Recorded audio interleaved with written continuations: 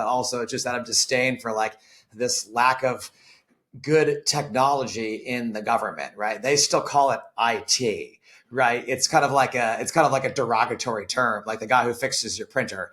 You know what I mean? Rather than actual like serious infrastructure that has held up the internet or held up cell towers. Like this is critical infrastructure that must exist. And so I just knew they weren't going to do it. And I could just complain on the internet, but that would have been boring.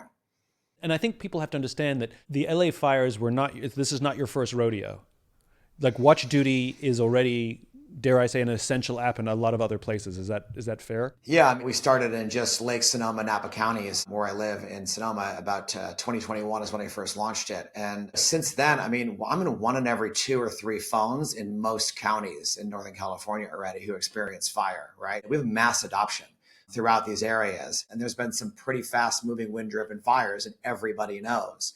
And unfortunately, we didn't have enough adoption in LA until now.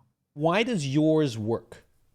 I mean, putting the tech aside that the tech works, why does it work? Because you're basically consolidating information that comes from a lot of other places that is fairly accurate and fairly up to date.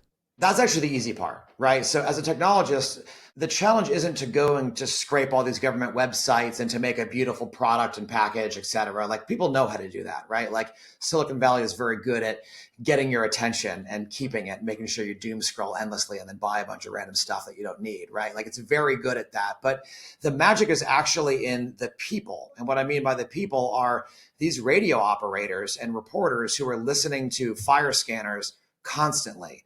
So those folks in real time are hearing everything and disseminating that information across the application via push notifications. So that news feed is coming from human beings who are spending their days and nights hearing the fire ground. And that's what the magic actually is. There's nothing else to it. Anyone could have done what I did. The hard part was to find these people who were just bound by their own like sheer will and the desire to help people. And so that was the really key insight here.